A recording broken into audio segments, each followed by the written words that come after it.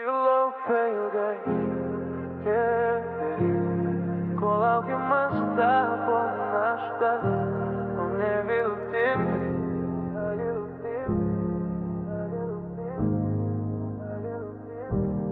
Ji buvo šalia, bet visai džiaugiai gėjau. Ne todėl, kad nekalbėjo, aš neklausiu. Aš sakiau rytoj dar truputį palauk, bet rytoj visada ateidavo be pokyčių. Ji laikė mus ant savo pečių, kai man buvo patogu tylėt.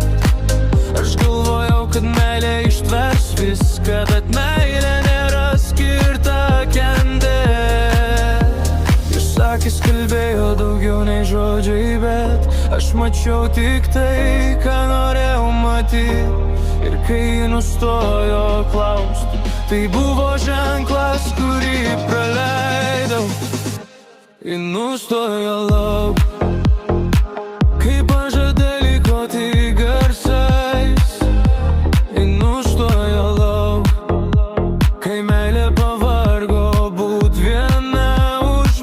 Abu ji nustojo laukti, ne iš pykčio, iš nuovargio, kai aš suprotau galioju, užmokusi išeit. Dabar tyla per didelė šitam kambarį, net laikrodis skamba per garsiai. Jos vieta tuščia, bet jausmas vis dar čia. Aš prisimenu, kaip jį žiūrėjo, kai dar tikėjo mumis. Ir to momentą, kai nuleido akis, tada laukimas baigėsi. Ne visi išeina trankydami duris, kai kurie išeina tyliai. Ji pasiėmė save, palikdama mane su tuo, ko nepastebėjau. Ji nustojo laukti, kai tylos buvo per daug. Ji nustojo laukti, kai atsiprašau pradėjo skambėt tuščiai. Ji nustojo laukti, nes meilė turi ribas.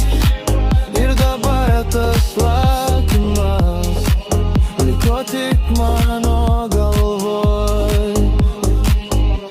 Ne visi išeina, nes nemyli, kai kurie išeina, nes per ilgai mylėjo. Nes nemyli, kai kurie išeina, nes per ilgai mylėjo.